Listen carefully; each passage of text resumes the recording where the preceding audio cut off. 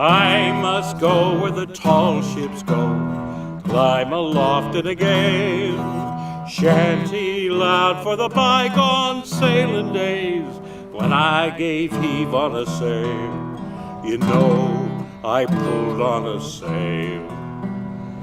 I'm David Baumgarten, a folk singer that specializes in music of the sea. Now, sea shanties were hard work songs sung on the great ships during the golden age of sail. It extended from 1600 to 1940. The shantyman was usually a sailor who would lead out, and the crew would come in response. Call and response, I'd say, kind of like this. Was you ever in Quebec? And the crew would go, Heelin' laddie, bonny laddie, hauling lumber on the deck, me bonny heelin' laddie. Way, hey, and away she goes, heelin' laddie, bonny laddie. Way, hey, heels in tow, me bonny heelin' laddie. The last real shantyman from the days of sail was a sailor by the name of Stan Hugill. He died at 86, and that was in 1992. I knew him well, especially in the latter years. I found myself in Germany with a little time on my hands after having visited Stan and his wife Bronwyn in their home in Aberdyfi, Wales. I was so eager to tell this story. Stan tells of a businessman who was having a conversation about him with one of Stan's closer friends. The businessman had only a passing acquaintance with Hugill, and the friend was trying to tell him of Stan's accomplishments. The businessman shook his head and said in disbelief, "Stan Hugill? Oh, no, he's just a common sailor." A common sailor, indeed. Here's to the common sailor, the common sailor ye. A toast of rum and a Liverpool cheer to the common sailor indeed. Well, it is true that Stan Hugill went to sea. The son and grandson of Liverpool sailors, his first lullabies were such sea shanties as Lowlands and Rio, hummed by his mother. His father would jot down the words to these seldom-heard songs in a small binder, a collection that would inspire Stan's first writing on the subject. Stan had an early ear for music. His father had taken him, as a boy, to the Scottish National Opera, where he sometimes was forced to endure Wagner's Ring and Parsifal. He also heard Rigoletto and La Bohème and other operas that he came to love, but his voice still snarls the words Parsifal and Wagner. Though he left school as a boy of 13, his university was the world, a sailor's world, forged out of curiosity and adventure, risk, and the ability to survive and triumph in the survival. His boyhood hand caught faces with pencil on paper, and later ships and their sailors. Sketch after sketch came from a certain primitive eye, yet detailed, full of life and dimension. As a lad, Stan had a bright and inquiring mind that was irritating to less keen minds. He wanted to know everything about everything. His memory for detail is uncommon, and at 80 remains intact and often exercised. He has mastered or possibly learned 7 Oriental languages, as well as French, German, Spanish, Plattdeutsch, and a dozen lingos. In addition to sailing, he knows the detailed arts of shipbuilding, design, rigging, and sailmaking, and he's done them all. Stan went to sea at 15 on a steamer, but spent his time until 1935 mostly on square-rigged sailing ships. Yes, there was music in Stan. The sailors would ask for a tune on the ships. You earned the job of shantyman by knowing the ropes and the songs that lightened the load. and by having a voice loud enough to be heard. Also, you need a quick wit to add a verse or two of your own when the task was long or unexpected. Stan was shantyman on the last British commercial sailing ship, the Garthpool. It was in the night trade. It was shipwrecked after rounding Cape Horn. They sang the final chorus, but didn't pull into the last word. Same with all the bowling. They sang the word Joe and they pulled. Well, one or two verses is enough. Now in the folk club they got about 40 verses, you know, entertainment. Anyhow, we'll just give the idea. And there's another version which is All the Way for Rosie. It's a Yankee version of All the Way Joe, same thing. Oh, hey, don't just say that black cloud arising. Way, oh, way, will all the way go. Now, when I was a little boy, and so me mother told me, way, oh, the way, will all the way go. That if I didn't kiss the girls, me lips would all grow moldy. Way, oh, the way, will all the way go. There is more than a touch of the common in Stan. He is opinionated, biased, and cantankerous, snarling at the world situation, politics, and things un-British. To look at him is to see the still lank frame of a man accustomed to leaning to the wind and rolling. He walks with an imaginary sea bag on his shoulders. His hair is long and sometimes tied behind. One ear is ringed, and there is a fading tattoo on his left lower arm and a pipe never far away.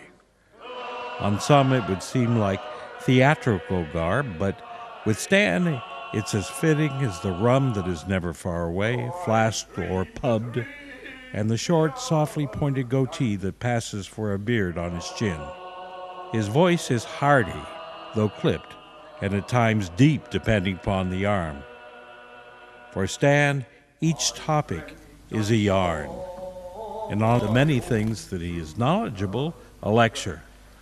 Only those who know his most intimate stories can tell the difference.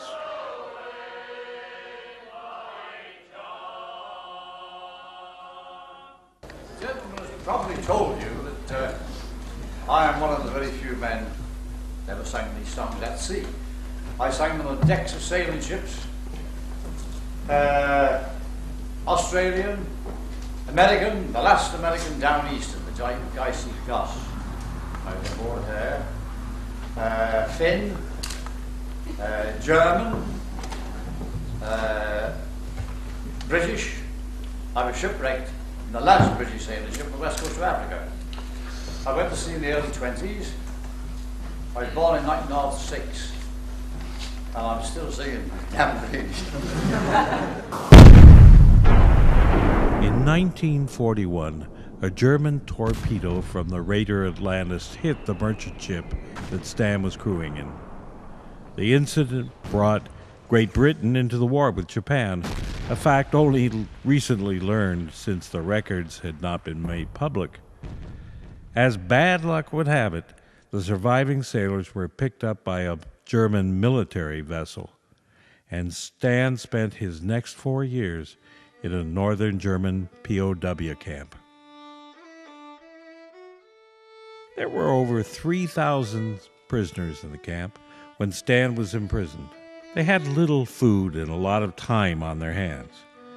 But they were under the Geneva Convention and were not brutalized in the way the occupants of the concentration camps were. They just suffered boredom, malnutrition, vermin, and the like.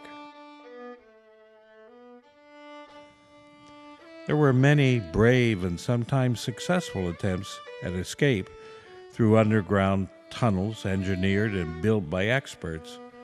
Once out, the men were almost always recaptured or killed. Stan's energies went in other directions. He first began remembering Gilbert and Sullivan operettas, the words and the tunes. He would sing or perform them, giving laughter to his fellow prisoners. Then he started a major project, to create an operetta based on stories of piracy. He titled it The Spanish Main. Stan conceived, wrote, produced, directed, and took a minor role in what was to become a monumental production involving hundreds of prisoners and performed for the entire camp.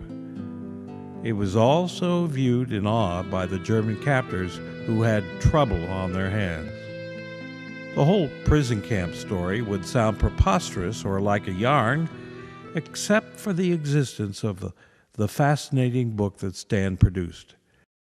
The prison camp was liberated 1 month before VE Day, and Stan returned home to England.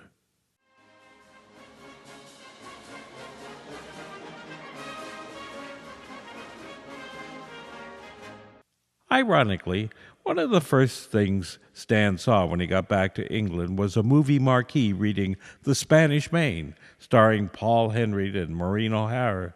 He didn't buy a ticket. After the war, Stan regained his strength by studying Oriental languages at Oxford. His merchant sailing days were over. Square riggers were extinct and fallen like wounded whales, their beauty forgotten and plundered by pirates.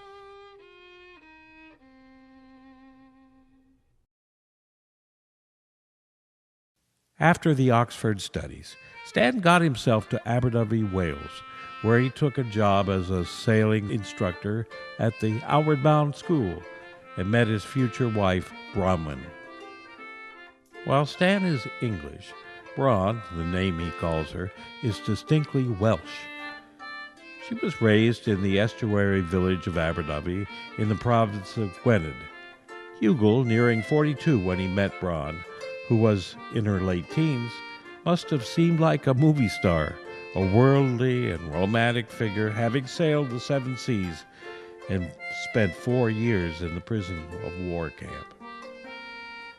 Her adoration and slightly buxom grace were welcome for a middling man, perhaps too long at sea, and ready for the comforts of home and children.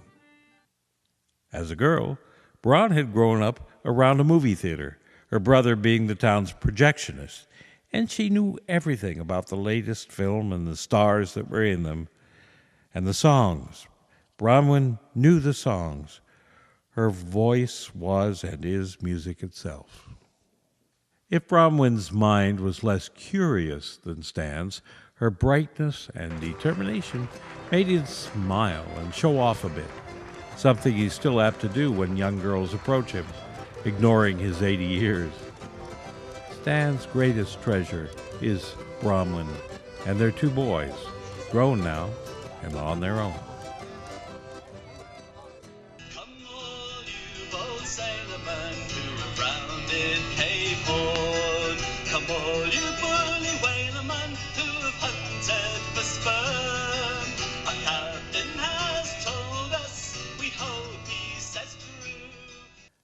After he turned 50, Stan gained some fame, if not great wealth, as a writer, singing performer, marine artist, and historian. Stan had been blessed with a small inheritance from his father and grandfathers, as I mentioned before. The black-covered book, worn and pages yellow, containing the shanties and songs they had learned. Stan coupled this treasure with his own real experience as a shantyman aboard Cape Horn vessels and his friendship with other shantyman sailors, shipmates of German, Dutch, French, Irish, and Caribbean origin, with whom he had learned many sailor songs in many versions. He produced what is universally considered the finest text on the subject, Shanties from the 7 Seas. It was published by Dutton in 1961. It included 360 shanties with many variants and vital commentary. With Stan's customary love of detail, he added sketch after sketch made from his own memory. His publisher thought the book would have limited appeal, but sales demanded reprint after reprint, and a major paperback version is still issued. The publication of the book led to Stan's invitation to appear at many folk clubs throughout the British Isles, as well as to lecture at universities and museums, libraries, and historical societies. He is a familiar figure on the BBC and has completed projects for the British Museum. The shanties used plain Anglo-Saxon words for body parts and functions, and since the sailors were long at sea without the pleasures of women and booze, these longings filled nearly all of their songs. At the time of publication of Shanties from the Seven Seas, there was still much censorship in the world, but Stan's version of the shanties and songs retained the flavor of the original language while squeaking past cautious editors.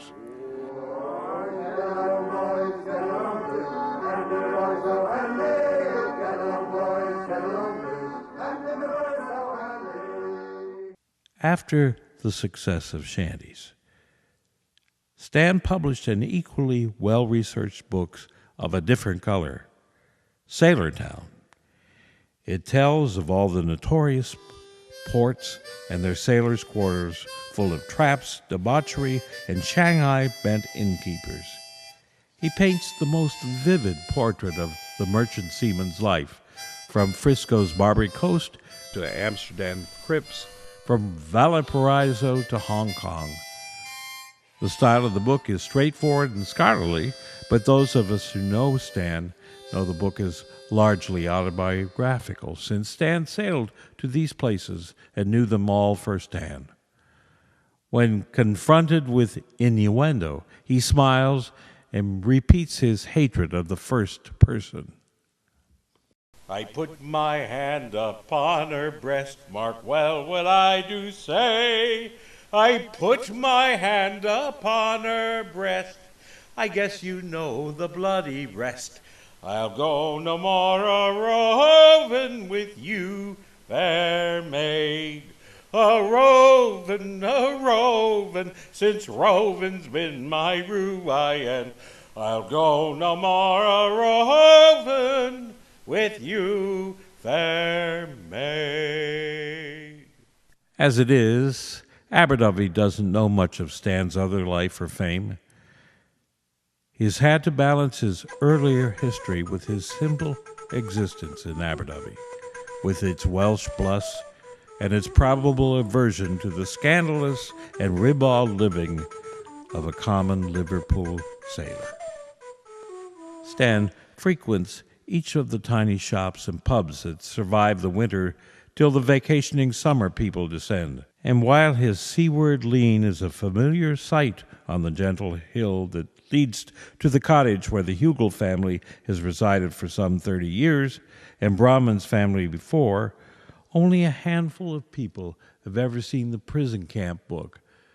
It lies hidden among the crowded papers and volumes that fill one wall of the cottage. The people of the town do know of his teaching and his painting. The waterfront boat and storage sheds of the outward-bound school smell of oil and hemp, but do not whisper or shout of the seamanship taught to more than 1,000 youngsters before his retirement. Hand-stitched sails sewn by Stan the sailmaker still hang on the wooden poles ready for use. Stan's drawings and paintings adorn several stores and bed and breakfast lodges. Once settled in Aberdovey, Stan began painting ships in oils. He painted almost everything from memory and his mind's eye. They are strong paintings with motion, wind, and fine detail, a perfect reflection of the artist himself, common with a touch of genius. They reside in grateful collections all over the world. In 1976, America celebrated its bicentennial year by inviting the world's remaining tall ships to the East Coast for a spectacular race and parade from New York Harbor. Stan, whose fame at the time had spread to a few mariners and his reading public, was invited to sail on the traditional brig Unicorn. Once aboard, Stan, although 70 years old at the time, was the first man up the rigging. Not a bit of the old sailor's life forgotten. Americans took to Stan immediately. He made friends from Maine to San Diego.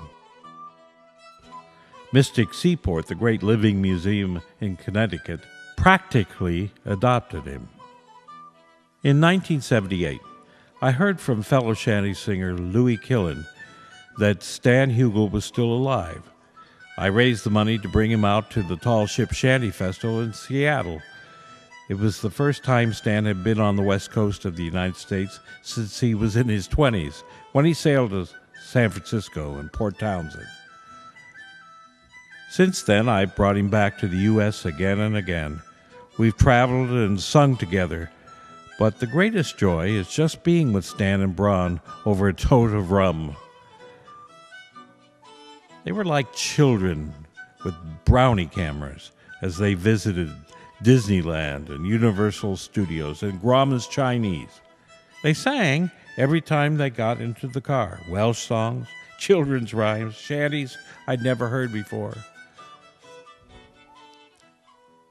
When I think of Stan, I think of the ships he has sailed in and the spellbounding workshops he's given on every aspect of sailor's life. The most electrifying hour I ever spent was hearing Stan remember with the brush of a word painter the storms off Cape Horn, hanging on to the rigging for life. Stan may have hung on for life, but he does not hang on to life. He's too easy in the living of it for that. He jokes about and casually mentions death as easily as he lights his pipe and sips rum. His religion lies in the natural order of things, and the only thing that irritates him is when they won't let him smoke his pipe on an airplane, or when he can't find his favorite tobacco in America. And God and we the crew.